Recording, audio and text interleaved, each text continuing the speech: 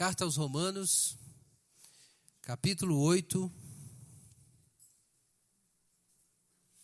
Vamos ler os versos 18 a 30. Nosso tema de hoje, a esperança da revelação.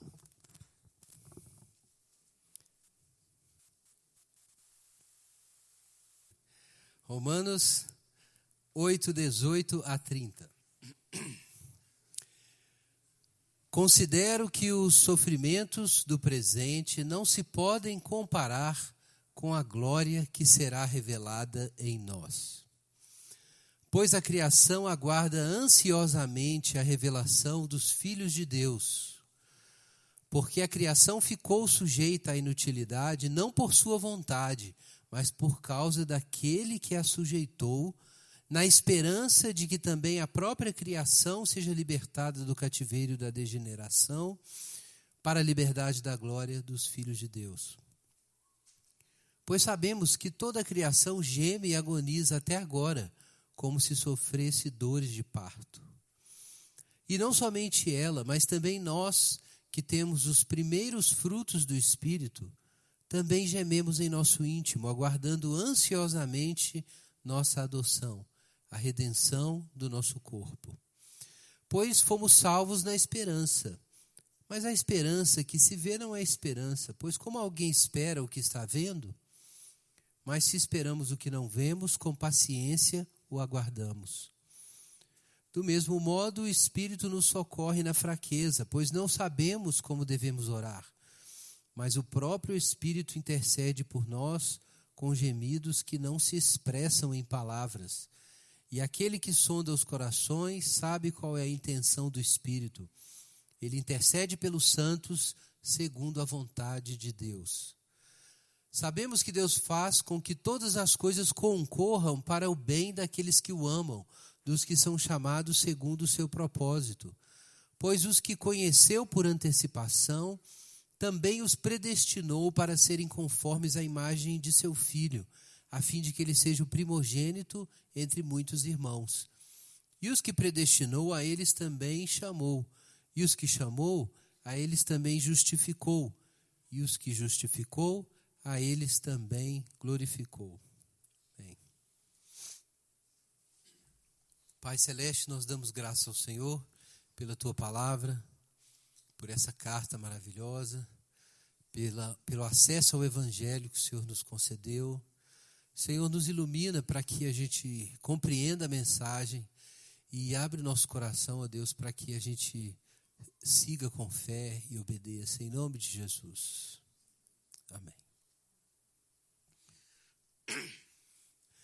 Irmãos, estamos então na nossa 15ª reflexão sobre a carta aos Romanos. Estamos caminhando. E a nossa terceira sobre o capítulo 8 da carta, um trecho central do Evangelho de Paulo. Nós temos estudado aí detalhadamente a carta e vimos que a gente está realmente num ponto crítico, no climático, em que Paulo ensina sobre a chave dessa nova vida no Evangelho. Nos capítulos 1 a 4, o assunto é a revelação da justiça de Deus no Evangelho. E nos capítulos 6 a 8, Paulo fala sobre o poder salvador de Deus que se mostra por meio do Evangelho. E esse poder salvador de Deus significa que a nossa vida é efetivamente mudada quando nós recebemos a justiça de Deus. E como ela é mudada? De acordo com Romanos 6, porque unidos com Cristo, nós morremos e ressuscitamos com Ele, é por isso que o nosso pecado é levado, e por isso a justiça de Cristo nos é dada, e por isso nós somos justificados. Mas isso significa também que morremos. Morremos para o pecado, para a velha criação, para a velha ordem, e ressuscitamos com Cristo para viver uma nova criação, uma nova realidade que Deus está trazendo desde Jesus e que torna obsoleta a ordem presente, que parece tão real, mas ela se tornou obsoleta. Viver de acordo com essa realidade é levar em consideração o que Deus diz que fez por você e o que Deus diz que você é, mais do que o mundo, a carne ou o diabo dizem que você é. Isso significa, em Romanos 6, que você deve se considerar morto para o pecado e vivo para Deus em Cristo Jesus. Não é isso que Paulo diz? Considerai-vos mortos para o pecado e vivos para Deus. Então Paulo está dizendo o seguinte: pense a respeito de você diferente. Pense a respeito de você do ponto de vista do que Jesus realizou. Não pense a respeito de você como o homem natural pensaria, como um analista político do mundo contemporâneo avaliaria a questão, ou não pense a respeito de você, acima de tudo, como o seu psicólogo pensa, ou acima de tudo, como, Sócrates pensaria sobre você. O critério final para dizer quem você é o que Deus diz que você é. E se você se uniu a Jesus e se batizou, então o que a Bíblia diz a respeito de você é que você está morto para o pecado com Cristo e vivo para uma nova vida com Deus por meio dele. Ok, então isso é o capítulo 6. O capítulo 7 aprofunda explicando que nós morremos para a carne e para o pecado porque morremos para a lei. Ou seja, morremos por esse sistema em que o homem busca nos seus próprios recursos um jeito de dar sentido para a sua vida e até mesmo de ser agradável a Deus, que era a expectativa de muitos fariseus, muitos judeus na época ali de Paulo. O próprio Paulo pensava assim antes. Então, ele deixa muito claro, olha, não é assim que a gente se aproxima de Deus, porque a carne é vendida à escravidão do pecado, ela odeia a lei de Deus. Não adianta, pelos seus próprios esforços, você tentar ser feliz, realizado e agradar a Deus. Não dá certo. O único jeito da gente sair desse círculo vicioso, e quanto mais a gente tenta agradar a Deus, mais a gente peca, é que a gente morra, não tem outro jeito. É por isso que a gente tinha que morrer com Cristo para o pecado. Não só para a gente ser justificado, mas para a gente ser livre desse regime de escravidão sobre o pecado e a lei. Mas como isso é vivido na prática? É só isso, então? A gente ouve que morremos com Cristo, ressuscitamos e está bom, e a gente sai da porta para fora e tudo funciona? Não exatamente. E esse é o assunto do capítulo 8. Existe um poder que efetiva na nossa vida a libertação do pecado, a libertação da lei, a libertação do mundo. Existe um poder que nos transfere experimentalmente da velha criação para a nova criação. Que força é essa? De acordo com Paulo, é a lei do Espírito da vida. Por que isso é tão importante? É que, embora em Cristo você tenha morrido e ressuscitado, e Deus fez isso por você por meio de Jesus, isso não vira posse subjetiva se essa realidade não for plantada em você pelo Espírito Santo, ou se você não for conectado a essa realidade. Por isso Paulo diz aqui no capítulo 8, que nós temos Cristo em nós, porque o Espírito Santo está em nós. E porque Cristo está em nós, nós já temos vida por causa da justiça e nós seremos ressuscitados. Cristo morreu e ressuscitou. Deus nos incluiu na morte e na ressurreição de Jesus. Mas para nós participarmos disso, é necessário que o Espírito Santo faça uma ligação direta entre a Páscoa e a sua existência. Uma ligação que ultrapassa tempo e espaço, que torna a morte e a ressurreição de Jesus presentes para você, ou que faz você estar efetivamente presente quando Cristo morre e ressuscita. Por que o Espírito Santo? Porque essa é a obra do Espírito. Os irmãos que têm acompanhado a gente aí sabem que isso é muito importante compreender a doutrina da Trindade por isso. Do Pai vêm todas as bênçãos. Elas chegam a nós por meio de Jesus, que é o mediador. Mas elas são experimentadas em nós pelo Espírito Santo, que é a comunhão, a koinonia, a participação. Por isso nós dizemos na bênção apostólica que o amor de Deus, o Pai, a graça de Jesus e a comunhão do Espírito deve ser com todos. É porque o amor, que é o Pai, é a fonte.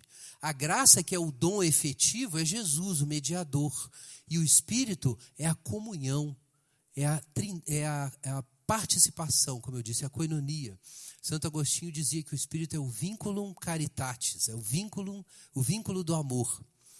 Então, irmãos, é importante entender isso, que faz parte da natureza de Deus, que todas as vezes que as coisas precisam ser vivenciadas, efetivadas, participadas, é necessária a obra do Espírito Santo.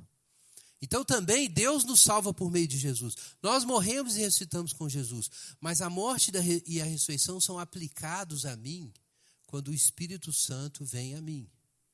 Então aí eu sou conectado com essa realidade. E o Espírito então opera a cruz em mim. Nós morremos com Cristo, mas Paulo diz, que nós vimos semana passada, que é preciso mortificar os feitos do corpo pelo Espírito. O que significa isso? Que a morte que aconteceu na cruz é aplicada a mim pelo Espírito Santo. É por isso que é pelo Espírito que se mortifica, ou seja, que se vivencia o poder da cruz. Da mesma forma, Paulo diz que é por causa do Espírito que existe vida, no capítulo 8, verso 10, e por causa do Espírito que nós ressuscitaremos, capítulo 8, verso 11. Então, irmãos, eu estou colocando no contexto geral, não apenas de Romanos, mas da teologia cristã, porque é tão importante a obra do Espírito Santo. Nada na vida cristã funciona sem uma experiência direta e pessoal com o Espírito de Deus. Nada na vida cristã funciona e, na verdade, tudo que aquilo que o Evangelho promete só pode ser experimentado na nossa vida na medida que o Espírito Santo atuar em nós. Esse é o assunto do capítulo 8. Que por meio do Espírito Santo as coisas funcionam, as coisas se efetivam. Mas ainda assim muita confusão pode acontecer.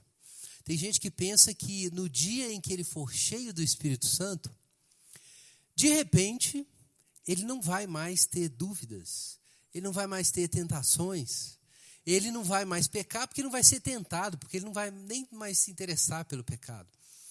Isso é uma meia-verdade. As tentações continuam, elas têm que ser vencidas, já falei sobre isso aqui. Você não vence as tentações com elas simplesmente desaparecendo, elas têm que ser vencidas. O cálice da tentação tem que ser bebido até o final. Se você ficar esperando o dia que você não vai mais pecar, porque a tentação não vai vir, meu irmão, esse dia não vai chegar. É necessário vencer a tentação, atravessá-la, enfrentar do início ao final. Como é que se faz isso? Como é que se experimenta a obra do Espírito Santo? É uma coisa assim que acontece de repente, você ora e você fica cheio do Espírito Santo e pronto, você está santificado? Alguns irmãos ficam a vida inteira orando para isso acontecer.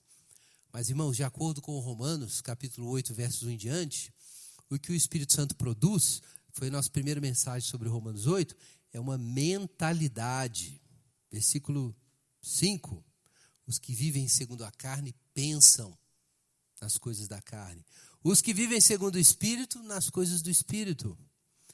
A mentalidade da carne é morte, mas a mentalidade do Espírito é vida e paz. Então entenda que o processo de santificação não é algo que acontece a você sem passar pelo seu entendimento. O processo de santificação pelo Espírito envolve uma mudança de consciência, uma mudança de perspectiva.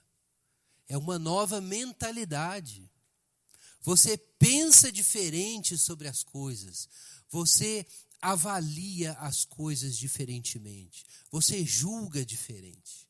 O seu sistema de valores é alterado, suas prioridades são alteradas.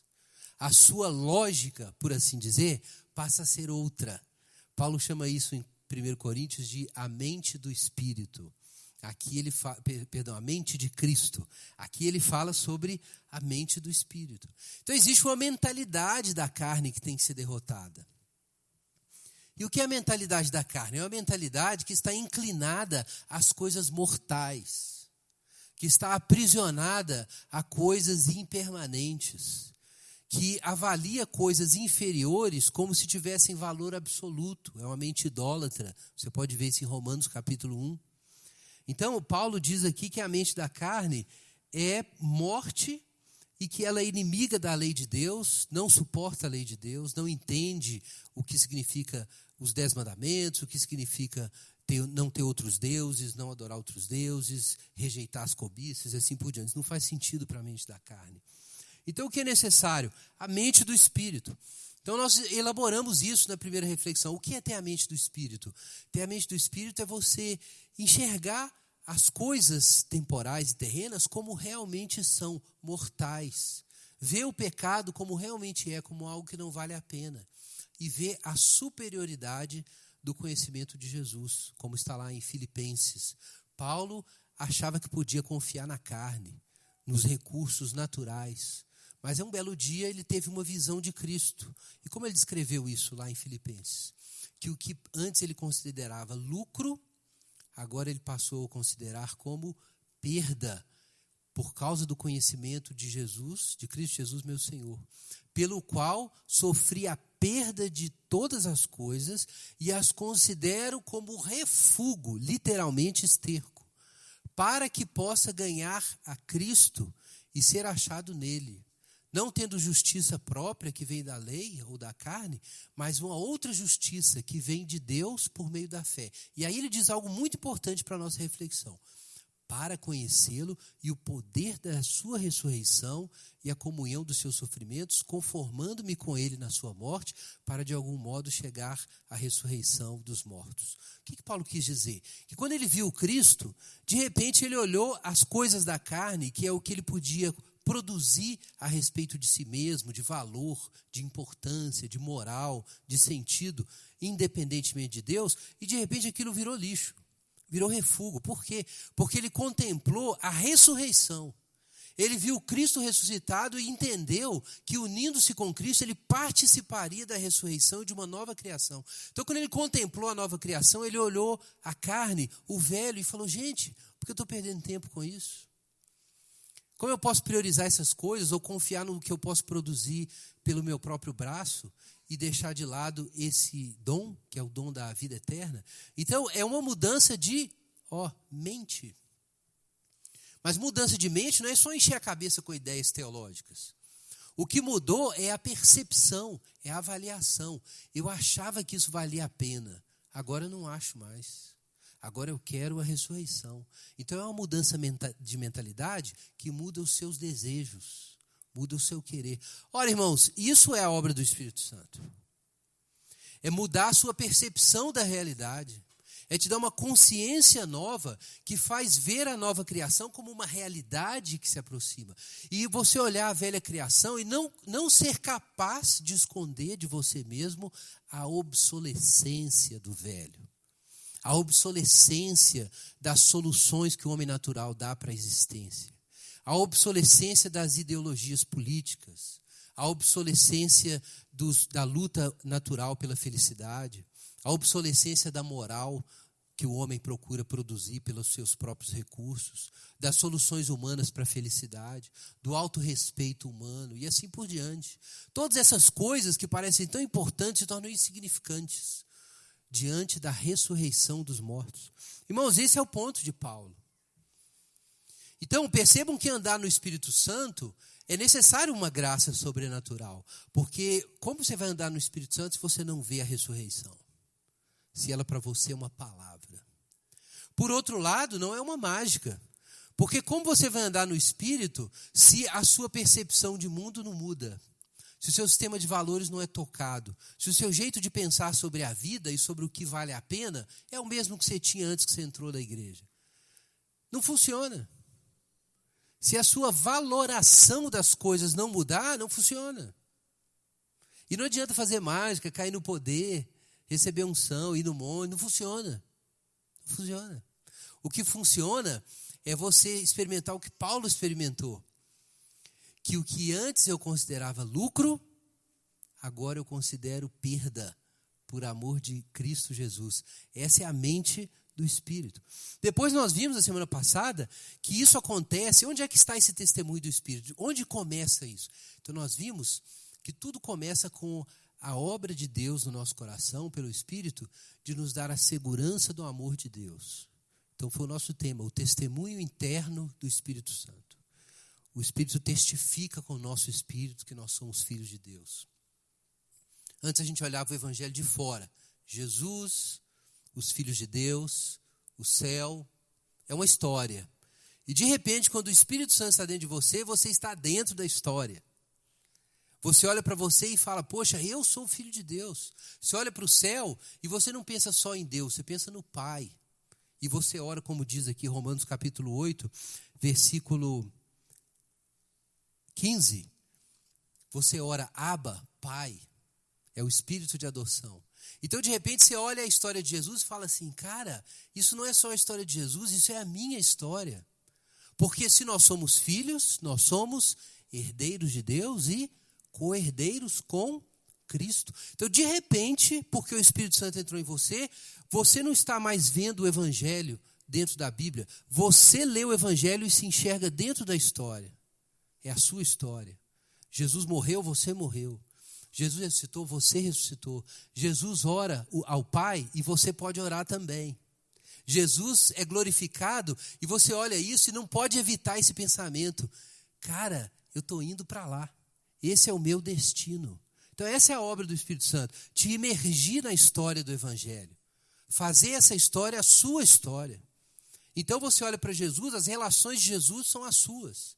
Como ele é filho do Pai, você é filho do Pai. Como ele é irmão dos outros, nós somos irmãos. Como o mundo odeia Jesus, eu começo a aceitar a possibilidade do mundo odiar.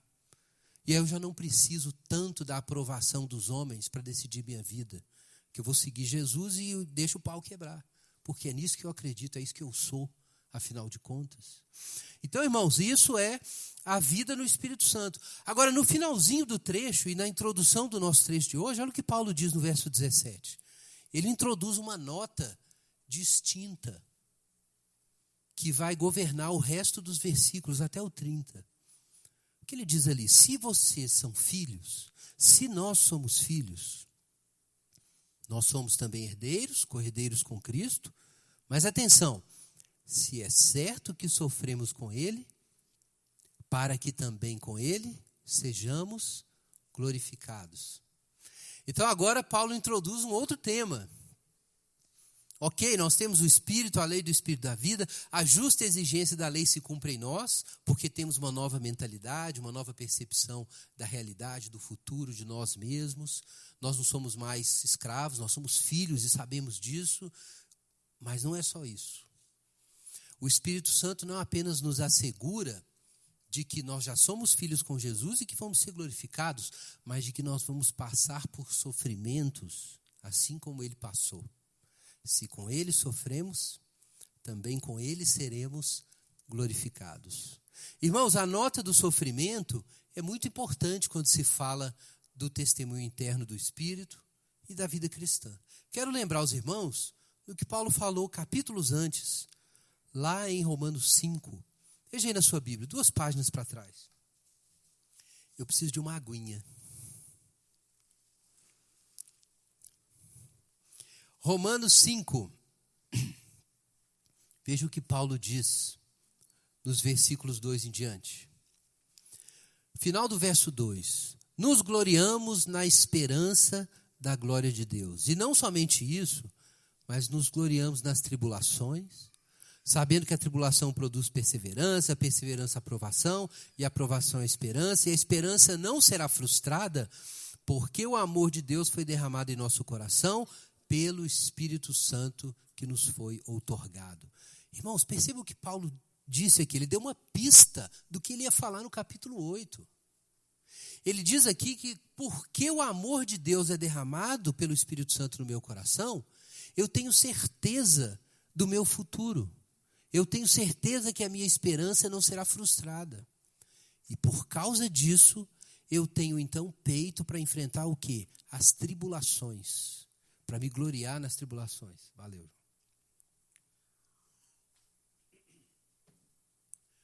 Irmãos, vejam isso, que importante. Logo no capítulo 5, depois que Paulo ensinou sobre justificação, ele diz que faz parte da vida de quem é justificado pela fé, que ele tem segurança da graça de Deus pelo Espírito, e isso lhe dá uma nova perspectiva dos sofrimentos presentes. Dá para ele uma nova capacidade de enfrentar a dureza da vida temporal. Isso é o ponto aqui em Romanos 5. Esse ponto é retomado no capítulo 8, o que mostra algo muito importante. Um dos pontos centrais da obra do Espírito Santo é nos habilitar a enfrentar o sofrimento e as ambiguidades da vida.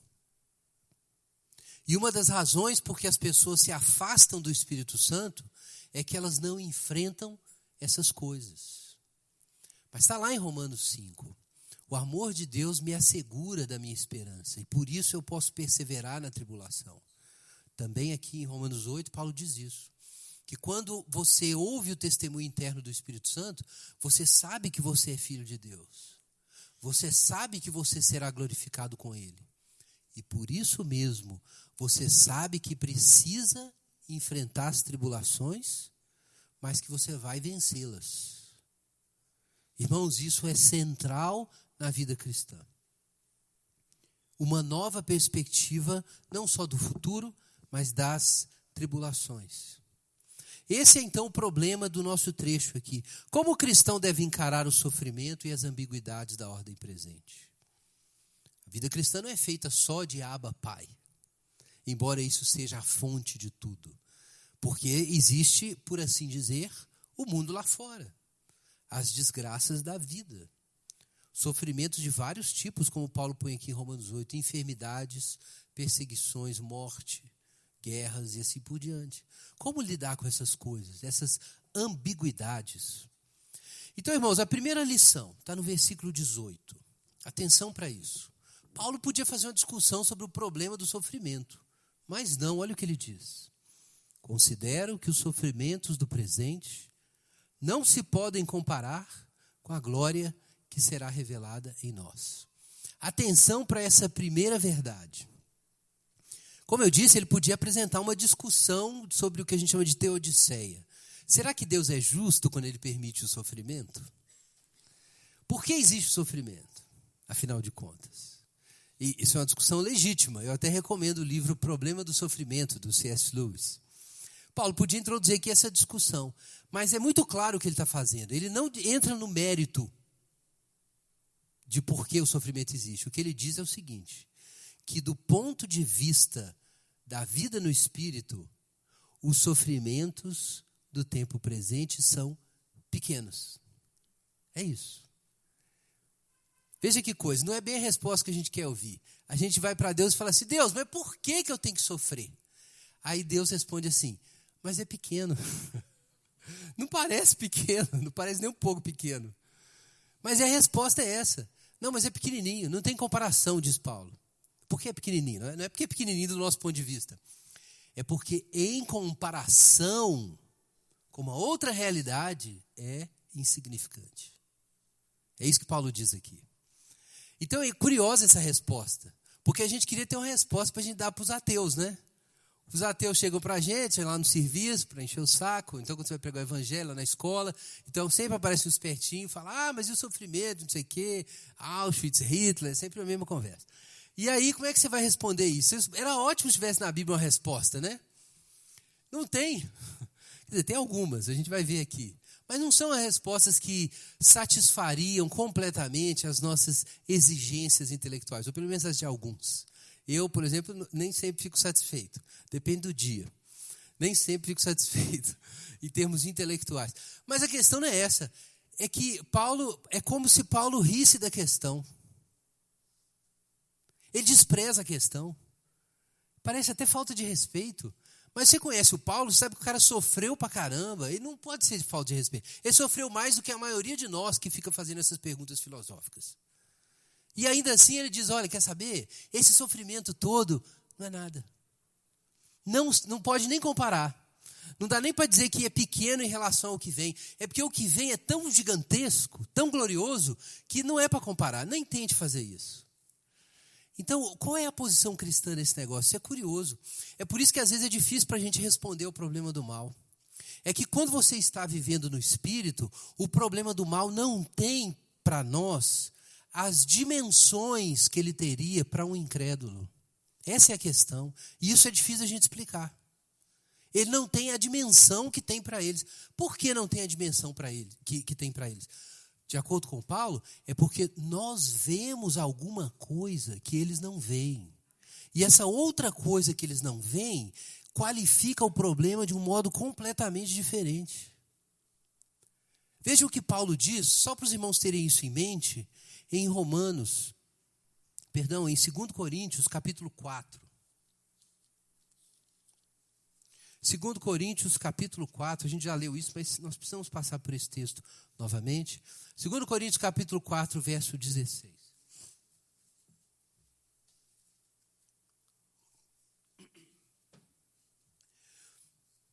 Não desanimamos, ainda que o nosso exterior esteja se desgastando, o nosso interior está sendo renovado todos os dias, pois nossa tribulação leve e passageira produz para nós uma glória incomparável de valor eterno. Pois, atenção, pois não fixamos o olhar nas coisas visíveis, mas naquelas que não se veem. Pois as visíveis são temporárias, ao passo que as que não se veem são eternas. Ora, por que nós consideramos os sofrimentos do tempo presente tribulações leves e passageiras? Porque nós não fixamos os nossos olhos nas coisas temporais, mas sim nas que são eternas. Ora, isso é a mente do Espírito. É uma percepção da realidade que não deixa Deus e a ressurreição fora da equação. Mas que na medida em que pensa todas as realidades, colocando dentro da equação o Espírito Santo e a ressurreição, não pode evitar outro resultado senão zerar o custo do sofrimento. Esse é o ponto. Então, de repente, eles não apenas são miúdos, mas não contam. Atenção para isso. Ah, mas eu acho impossível. Eu acho o sofrimento uma coisa que não dá para aceitar, que Deus faça isso comigo, isso é inaceitável. Meu irmão, com toda franqueza, isso já aconteceu comigo, talvez esteja acontecendo com você, talvez aconteça comigo de novo. Mas o que a gente deve dizer a partir das Escrituras é que isso é incredulidade, isso é carnalidade, e isso é estar fora do Espírito. Porque se você está andando no Espírito, você vai ver essas realidades e vai ver o sofrimento e as desgraças do tempo presente na perspectiva correta, como tribulações, como diz Paulo, leves e momentâneas. Então esse é o desafio aí, um desafio da obra do Espírito, é que na medida que a gente ganha essa perspectiva, a gente avalia o que acontece diferente. Lembra que eu disse isso? É uma outra mentalidade, uma outra consciência. Então você avalia de um outro jeito. Então Paulo diz, olha, as tribulações atuais não são para comparar. Aí você pensa assim, não, mas está doendo muito. Então pense nisso. Se está doendo desse jeito e ainda assim não são para comparar, imagina o tamanho dessa glória. Imagina que essa glória é tão imensa que você vai olhar para o que hoje é insuportável e vai rir dessa situação. Você já foi criança e morria de medo de injeção. Alguns ainda morrem. Mas eu me lembro quando eu achava que eu ia morrer por causa daquela injeção. Eu já esperneei, gritei, agarrei nas pernas da mãe. E eu fiz isso. Minhas filhas fizeram. Mas hoje eu vou lá e dou o braço. Não significa nada. E a gente tem experiências assim, que a certa altura da nossa vida pareciam insuportáveis. E depois de você ficar, ter aquelas experiências, amadurecer, ter mais caráter, mais coragem, de repente aqueles desafios ficam miúdos, ficam fáceis de cruzar. Alguns continuam muito difíceis, eu reconheço isso. Mas pense, meu irmão, que um dia esse obstáculo aparentemente intransponível para a sua fé vai se parecer com um seixo, um pedregulho. Hoje é um muro de 3 metros. Um dia, você não vai nem notar ele na sua caminhada. Vai ser esse dia. Qual dia? Então, esse é um outro ensino muito importante do nosso texto. O dia da nossa adoção, da glorificação. Olha o que o texto diz.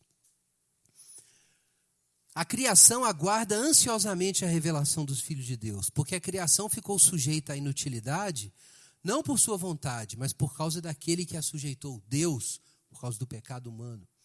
Na esperança que a própria criação seja libertada do cativeiro da corrupção para a liberdade da glória dos filhos de Deus. Pois sabemos que toda a criação geme e agoniza até agora, como se sofresse dores de parto. Olha o que diz Paulo aqui, que nós temos um destino.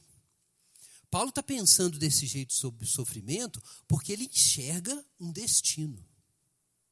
E a contemplação desse destino muda o jeito de ver as coisas. Então, consideremos a criação. A criação está presa. Está no cativeiro da corrupção, é o que Paulo diz. A criação foi sujeita à inutilidade porque o homem caiu em pecado. É isso que aconteceu.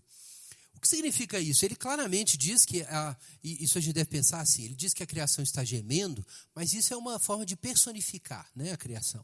Nos Salmos você encontra isso. Os rios batendo palmas e cantando juntos. Como assim? Os rios batendo palmas? Não literalmente, né? É uma forma indireta de falar. Que os céus anunciam a glória de Deus. Como que eles anunciam? Eles não falam. Então é uma forma metafórica de falar sobre outra coisa. Que outra coisa? É que a criação, sem o homem glorificado, perdeu o seu destino. Vocês poderiam pensar, uma ilustração, em uma peça de teatro. Imagina que está tudo montado. O público está presente, os ingressos vendidos, o figurino pronto, as pessoas estão se vestindo, e o palco está armado, a fotografia foi... não é fotografia, não é o termo para isso, mas enfim, a arrumação ali na frente, como é que chama isso aí? Cenário, isso, sumiu a palavra.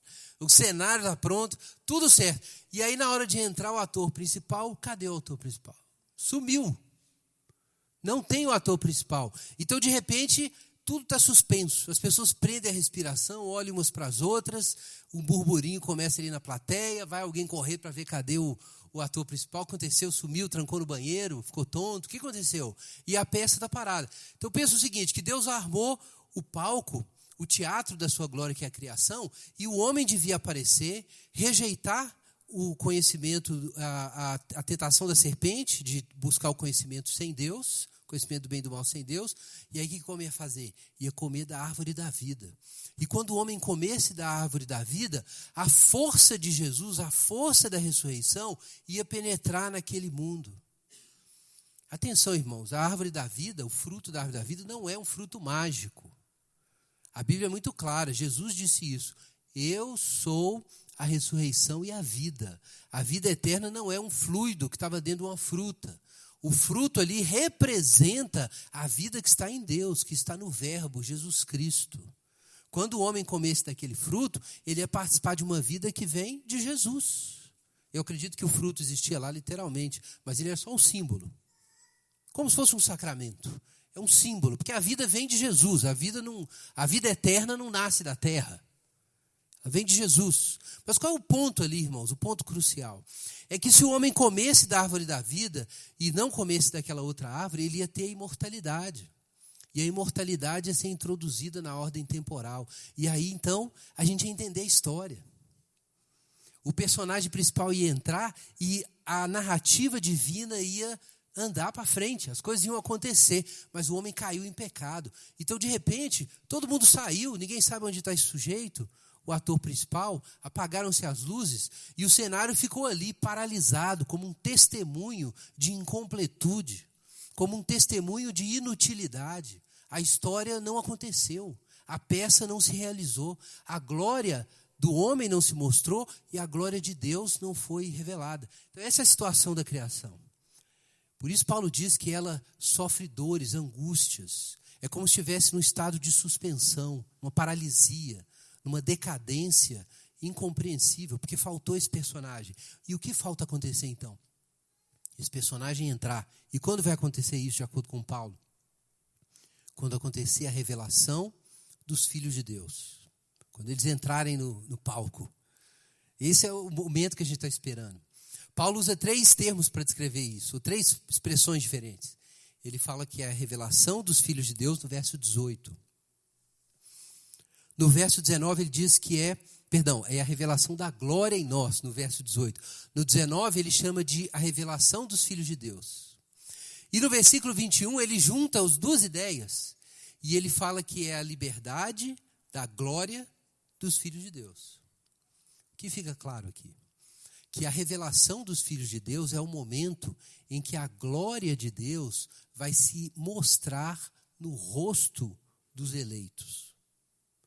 A nossa adoção, que é a revelação dos filhos de Deus, e a nossa glorificação são a mesma coisa. São formas diferentes de descrever o mesmo momento. O momento em que nós vamos ver a face de Cristo e vamos nos tornar semelhantes a Ele. Então a criação toda geme por causa disso, por causa desse momento crucial que precisa chegar. E ainda não chegou. É isso que nós estamos aguardando. E o Paulo diz aqui que, então, existe um destino sem comparação, é um destino para a criação a partir da nossa glorificação. E por que nós sabemos desse destino glorioso? De novo, por causa do Espírito Santo. Veja aí na sua Bíblia os versos seguintes. Versículo 22, versículo 23 em diante. Não somente ela, a criação, mas também nós que temos os primeiros frutos do Espírito, gememos em nosso íntimo, aguardando ansiosamente a nossa adoção, a redenção do nosso corpo. Então vejam, irmãos, a criação tem um centro. No centro está a revelação dos filhos de Deus, que foi adiada, mas vai acontecer. No centro está essa revelação. Agora, não apenas toda a criação aspira por esse momento. De acordo com Paulo, também nós gememos em nosso íntimo, aguardando esse momento. Mas por que nós aguardamos esse momento? O que torna possível isso? De acordo com o apóstolo, é porque nós temos o quê? De acordo aí com ele, dos versos 23, no comecinho. O que nós temos que nos dá essa capacidade de gemer também? As primícias do Espírito. O que são as primícias? Isso é uma outra ideia muito importante.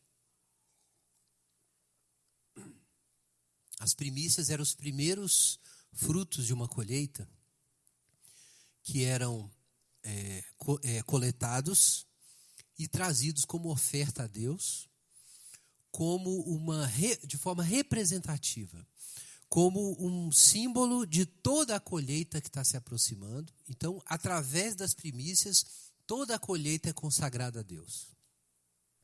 Então, essa é a ideia, é muito simples. Paulo diz que Jesus é as primícias dos que dormem. Por quê? Porque todos nós vamos ressuscitar. Todos nós vamos ressuscitar. Mas Jesus é as primícias, porque Ele é o primeiro da ressurreição. E com a ressurreição de Jesus, o que você sabe? Que toda a colheita está amadurecendo. Quando a gente olha para a ressurreição, nós sabemos que todos nós também vamos ressuscitar.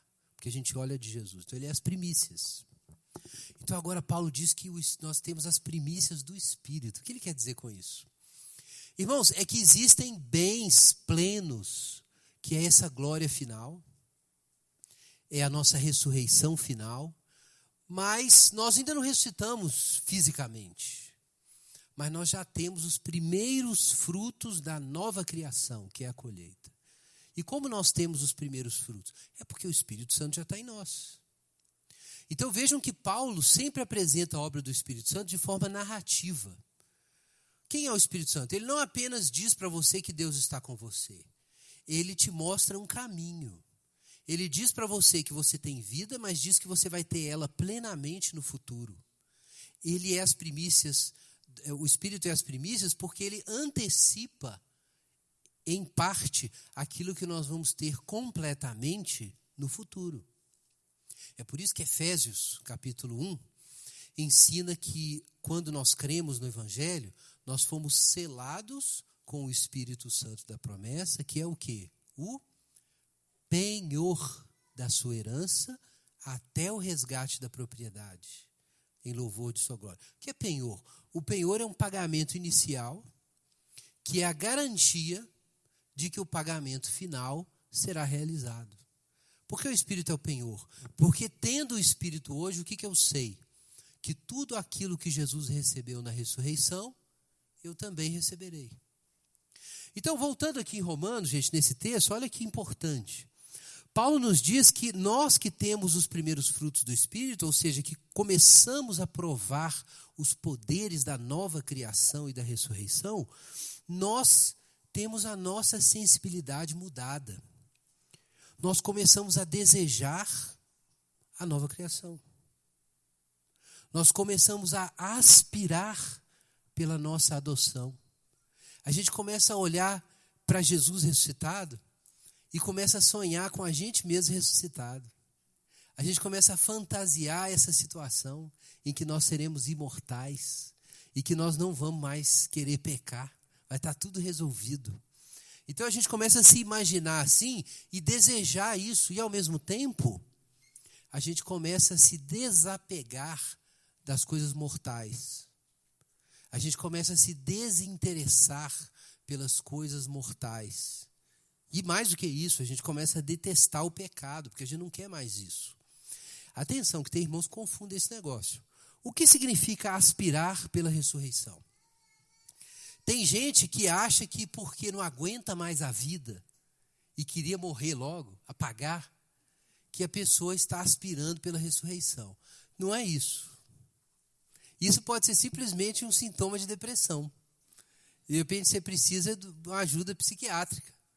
Isso não é o desejo da ressurreição, querer morrer, querer sumir. Tem gente que quer sumir e acha que tem esperança, que é ir para o céu. Não.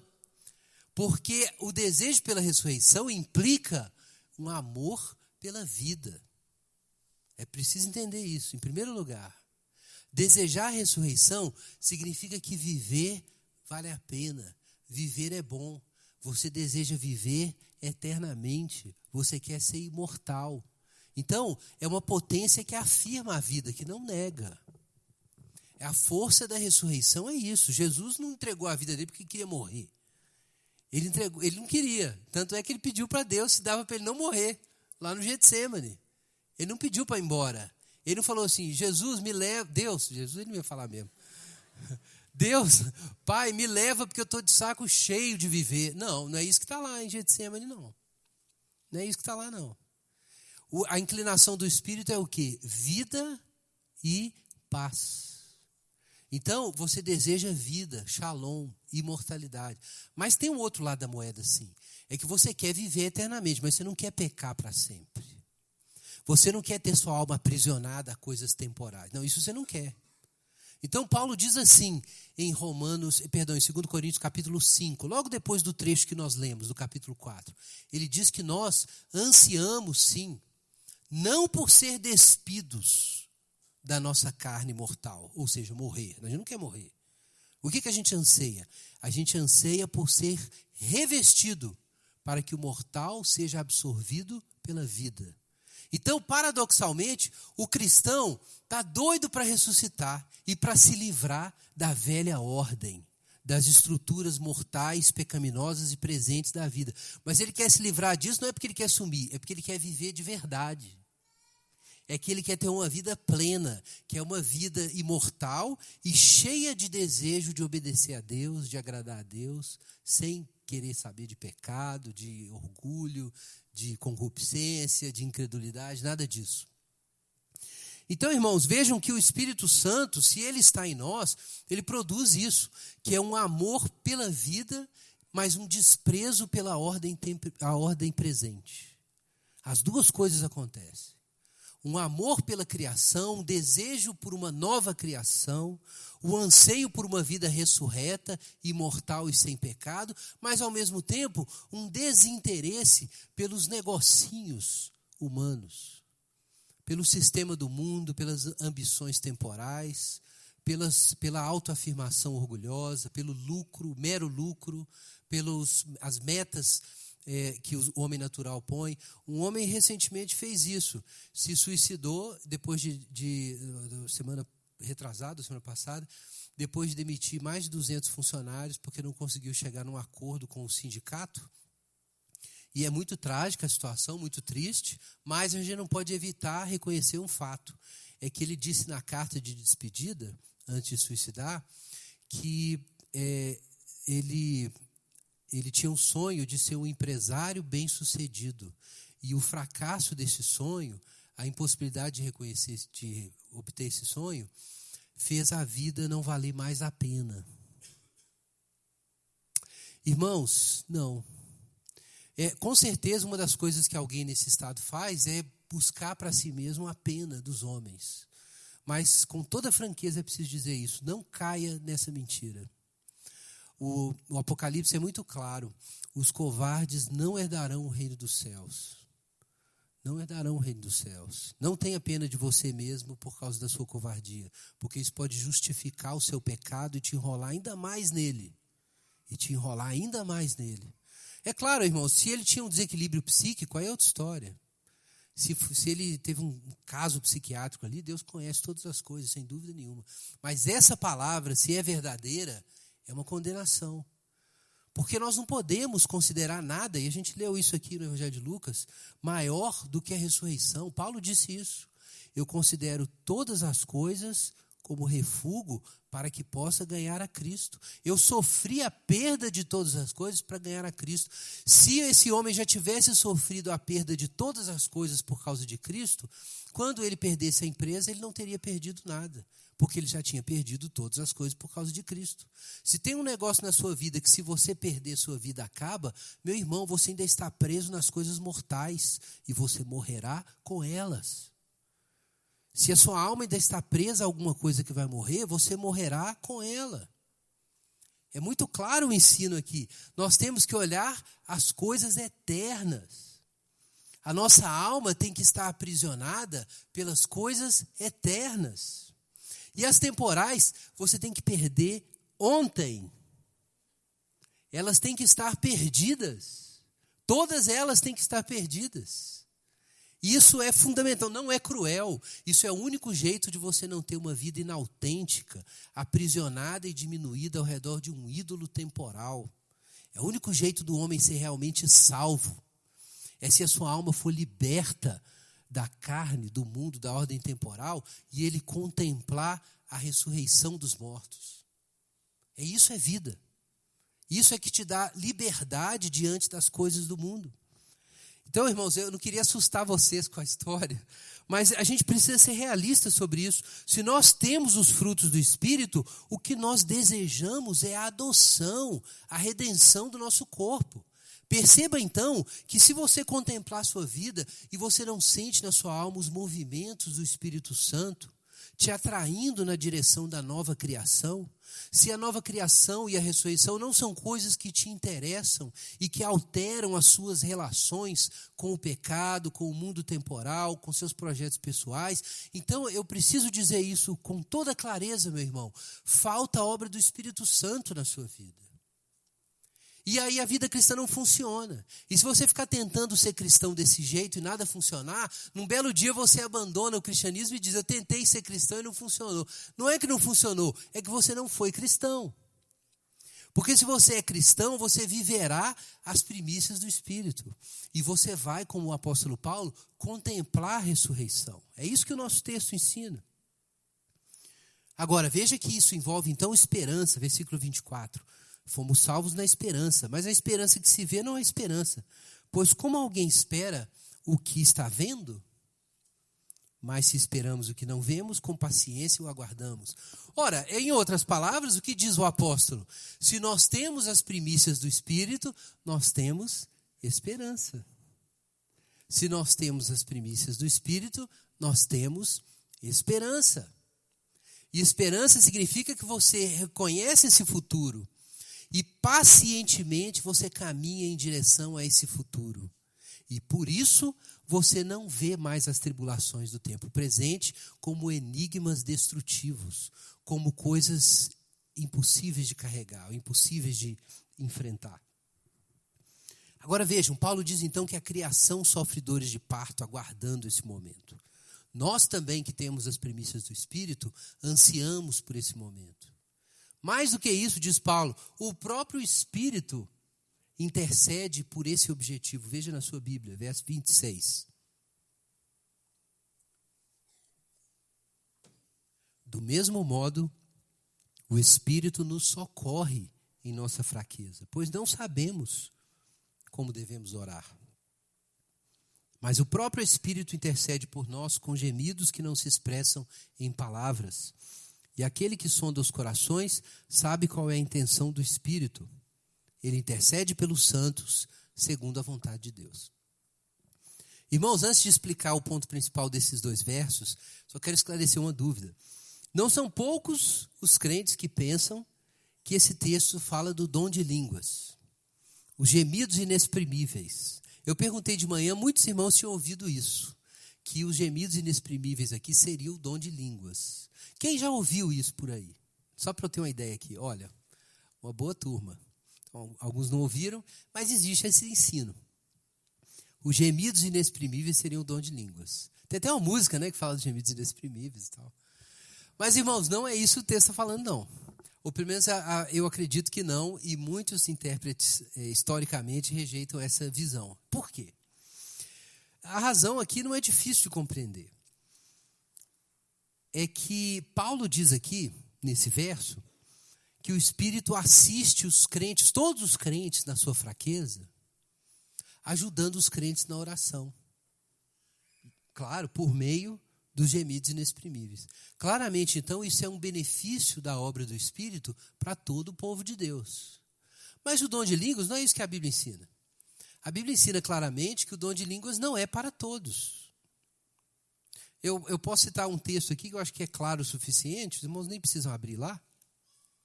Mas veja o que Paulo diz em outra carta, na primeira carta aos Coríntios. Ouçam o que ele diz. Acaso são todos apóstolos? São todos profetas? São todos mestres? Têm todos o dom de milagres? Todos têm dom de curar? Falam todos em outras línguas? Todos as interpretam? Irmãos, claramente Paulo está ensinando que nem todos têm o dom de línguas.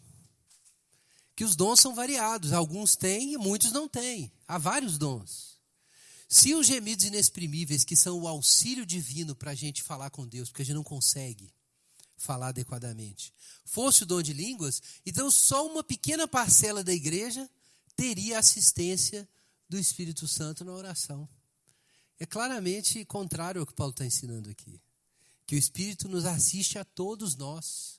Então, irmãos, isso não é o dom de línguas.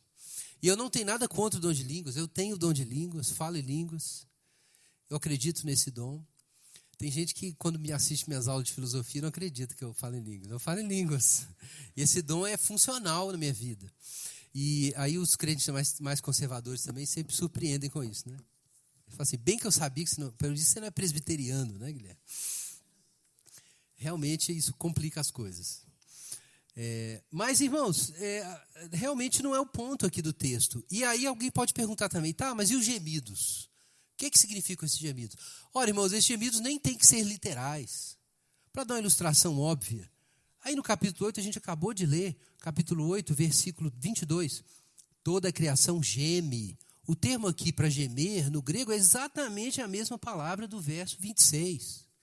E é claro que a criação não está gemendo literalmente, as pedras não estão gemendo.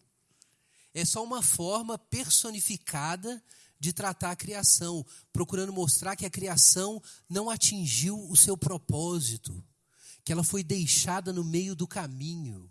Ela está, como eu mencionei, como se fosse um cenário que foi abandonado e está envelhecendo, está se estragando sob as intempéries e nada acontece, a peça nunca é apresentada.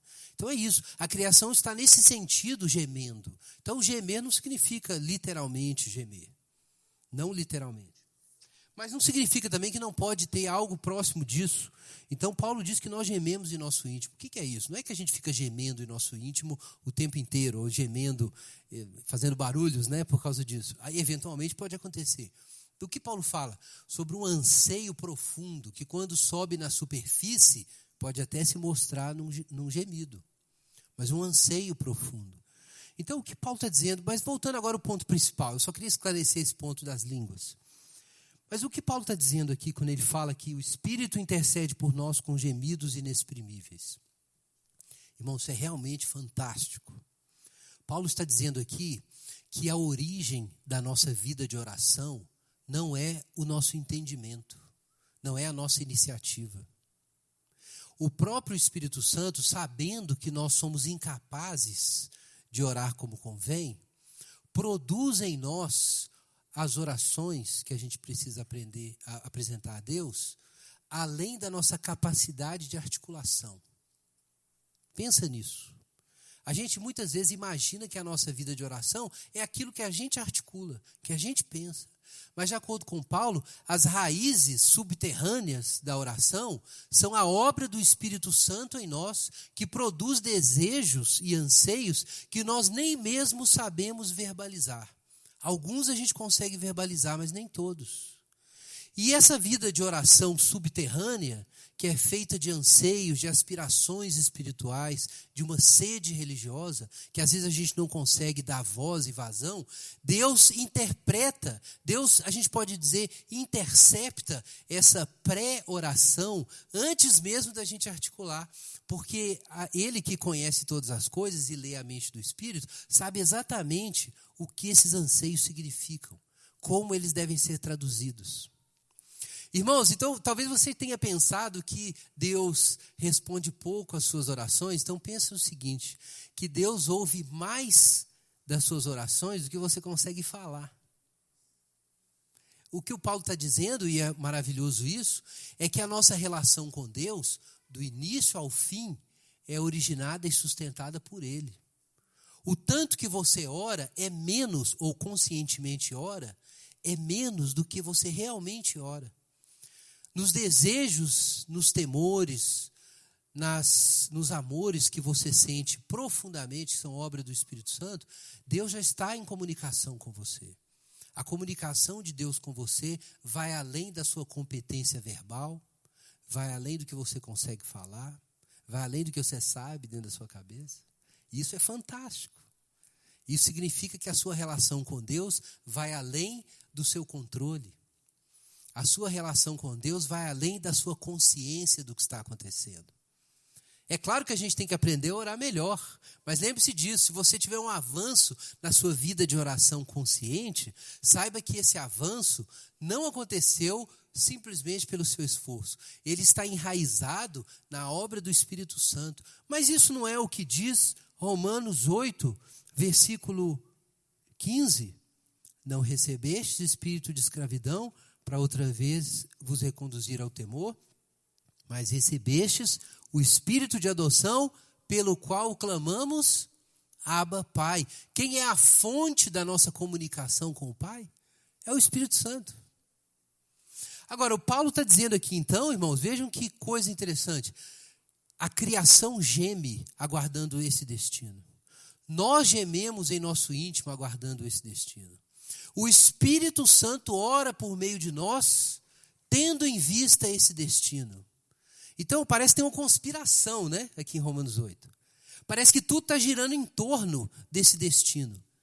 E então Paulo faz a declaração mais estupenda de todas no próximo verso 28. Veja aí na sua Bíblia. Sabemos que Deus faz com que todas as coisas concorram para o bem daqueles que amam a Deus, daqueles que são chamados segundo o seu propósito.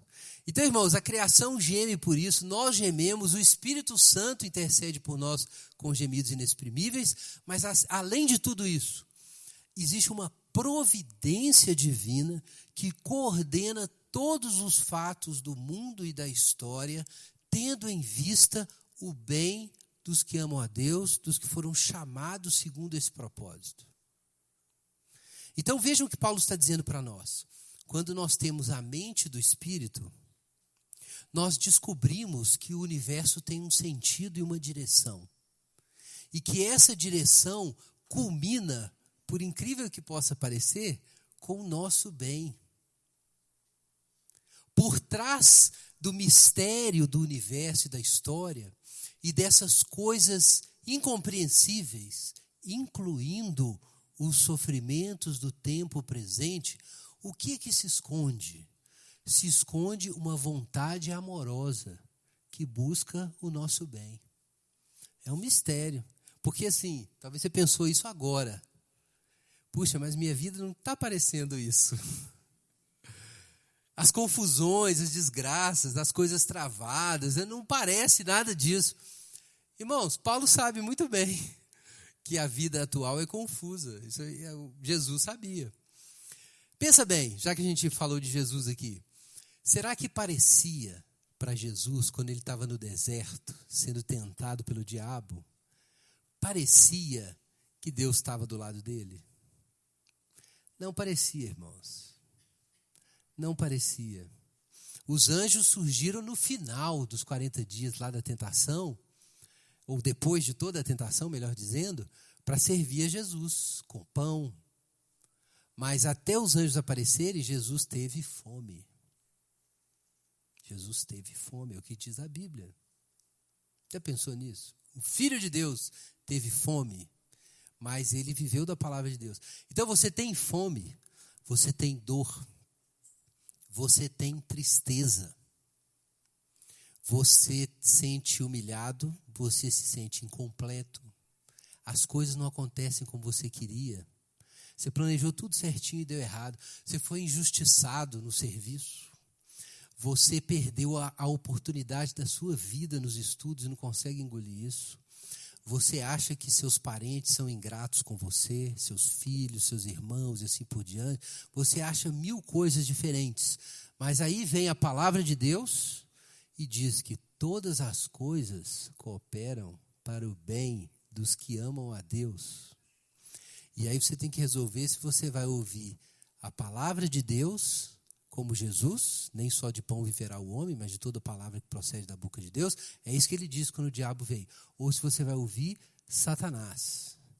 Você vai ouvir o diabo e vai se esquecer da nova criação, vai se esquecer da ressurreição e vai parar de fixar os seus olhos nas coisas eternas e vai começar a fixar os olhos nas coisas temporais e vai se desesperar. Então, a vida cristã é uma vida iluminada. É uma vida iluminada pelo brilho da nova criação. É uma vida iluminada pelo brilho da ressurreição que está diante de você e que altera as cores das coisas. E até o sofrimento, que aparentemente é insuportável e sem sentido, diz Paulo, se torna uma leve e momentânea tribulação. Então você pensa assim, mas não parece isso. Então, meu irmão, seja mais crente. É isso. Sabe por que não parece? Porque você é pouco crente. Por que não parece para mim? Porque eu não estou cheio do Espírito como Jesus estava. Porque eu não estou cheio do Espírito como o apóstolo Paulo estava. Eu não estou cheio do Espírito como Policarpo estava. Pronto para entregar a sua vida ao martírio. É por isso. A culpa não é do Evangelho. O erro não é de Deus. O problema é se nós não andamos no Espírito. Todas as coisas concorrem para o bem. Que bem, irmãos? O propósito. Mas qual é o propósito? Versos 29 e 30. Veja aí na sua Bíblia.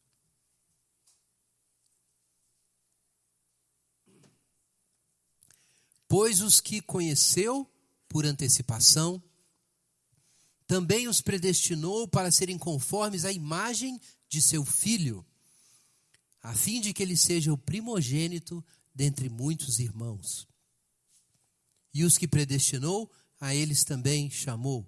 E os que chamou, a eles também justificou.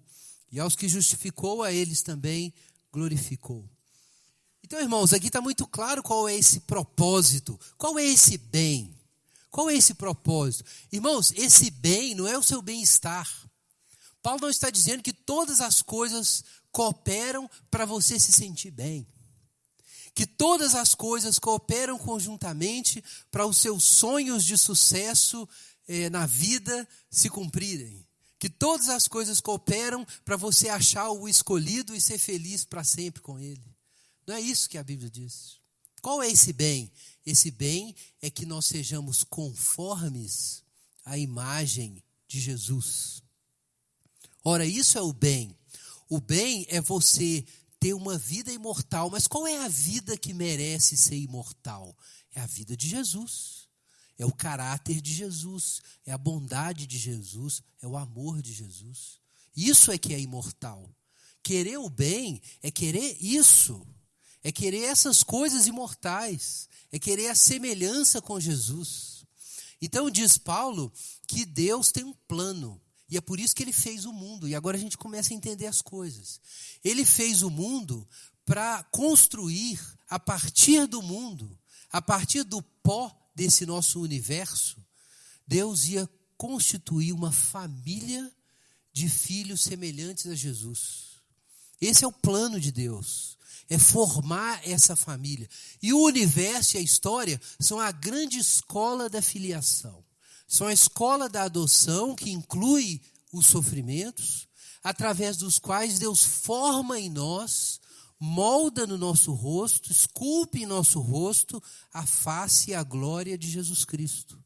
E quando você entende que esse é o plano, então não importa se eu sofro agora, porque o sofrimento atual faz parte de um projeto glorioso do qual eu desejo participar de todo o meu coração. E por causa disso, os sofrimentos do tempo presente não são mais para comparar com esse propósito, a glória que há de ser revelada em nós.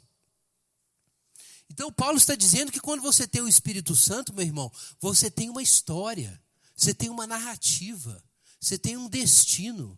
Você ganha uma perspectiva de vida que te separa e torna completamente obsoletas as narrativas que o mundo apresenta sobre o que significa ser alguém. Essas narrativas ficam obsoletas. Não é que você não vai viver mais nesse mundo, mas é que você vai buscar nesse mundo, através das suas atividades ordinárias, vivenciar essa outra história. Importa ser um empresário de sucesso? Importa se eu puder, através dessa oportunidade, que é o sucesso como empresário, mostrar a imagem de Cristo. É isso que interessa. Interessa casar? Interessa. Se o casamento for a minha oportunidade hoje de me aproximar desse propósito. Se for a situação na qual eu vou aprender coisas novas, vou ter o meu caráter mudado, vou ser desafiado. Então a gente vai viver todas as coisas que têm que ser vividas na ordem presente, mas a gente vai viver com os olhos fixados nas coisas eternas. Então é diferente, como dizia Kierkegaard, o cavaleiro da fé pode se confundir com a multidão, mas se você chegar perto dele e observar, você vai ver que ele não é como os outros. Ele é diferente. Então há sim uma ambiguidade, não vou dizer que não há, porque Jesus, depois que ouviu a voz do céu dizendo, esse é o meu filho amado em quem me comprazo, e recebeu o Espírito como pomba, o que ele teve que fazer? Enfrentar o deserto e Satanás. E ninguém sabia quem ele era, até mesmo ele foi questionado, se tu és filho de Deus? Irmãos, nós também ouvimos a voz do Espírito Santo no nosso coração, o testemunho interno do Espírito Santo, dizendo que nós somos filhos de Deus. Mas o que vem depois disso, que está no capítulo 8, versículo 15? Vem o capítulo 8, verso 16 em diante. A tribulação, enquanto a gente aguarda a glória. Igual aconteceu com Jesus, acontece com a gente. Há uma ambiguidade, há sofrimento agora. Mas se você vê o destino, você não vai desistir. E veja, no último versículo, Paulo diz que com certeza nós chegaremos lá. Por quê? Olha o que ele diz. Em primeiro lugar, o que Deus fez com os que predestinou, irmãos? Ele os chamou. E o que ele fez com os que ele chamou? Justificou. E o que ele fez com os que ele justificou? Glorificou. Então, atenção, fazendo o raciocínio reverso. Quem são os glorificados? Os que foram justificados. E quem são os justificados? Os chamados. E quem são os chamados? Os predestinados. O que Paulo está dizendo aqui, irmãos? O mérito, a questão principal aqui nem é o problema de porque Deus elegeu uns e outros, não. Isso é um assunto da outra sessão. Nós ainda vamos discutir. Qual é o ponto principal de Paulo? É que todos os que Deus escolheu, ele glorificou. Os irmãos notaram quais são os tempos verbais aqui no nosso versículo? São todos no passado. Isso significa que do ponto de vista de Deus, aqueles que ele escolheu, para ele já estão glorificados. Isso significa que não há possibilidade de você, por exemplo, ter sido chamado e não ser glorificado. Ou de você ter sido justificado e não ser glorificado. Porque todos os que são eleitos são chamados e justificados, e a gente poderia dizer santificados, embora Paulo não fale aqui, mas fale em outros lugares, e depois glorificados. Então a obra de Deus é completa, inteira. Isso significa, irmãos, que com certeza, se eu tenho o testemunho interno do Espírito Santo no meu coração, eu sei que eu serei glorificado. E eu sei, então, que as tribulações que eu tenho que enfrentar não vão me derrubar. Eu posso enfrentar as tribulações e os sofrimentos com segurança, sabendo que eles são apenas meios de Deus para me aproximar da imagem de Jesus. Mas todos os que são chamados vão ser glorificados. E é por isso, então, irmãos, que Paulo diz, o tema do nosso próxima semana, no verso 31, veja na sua Bíblia. Portanto, que poderemos dizer diante dessas coisas? Se Deus é por nós, quem será contra nós? Ora, irmãos, aqui fica muito claro, talvez você tenha usado muitas vezes esse versículo, mas o que Paulo quis dizer com isso? Se Deus é por nós, quem será contra nós? Ele não disse isso para te dar a segurança de que aquele companheiro de trabalho que te detesta e fez macumba para você não vai prevalecer.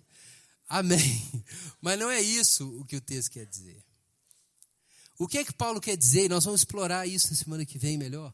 Mas é muito simples. O que Paulo quer dizer é que todas as coisas do mundo giram em torno desse plano. E se Deus criou esse plano, ele não vai falhar. O universo geme por causa disso. Nós gememos por isso. O Espírito Santo intercede por isso. Deus coordena todos os fatos do mundo e da história para que isso se realize. Então, irmão, certamente se realizará. Então, o que o Espírito Santo produz no nosso coração? A esperança da glória.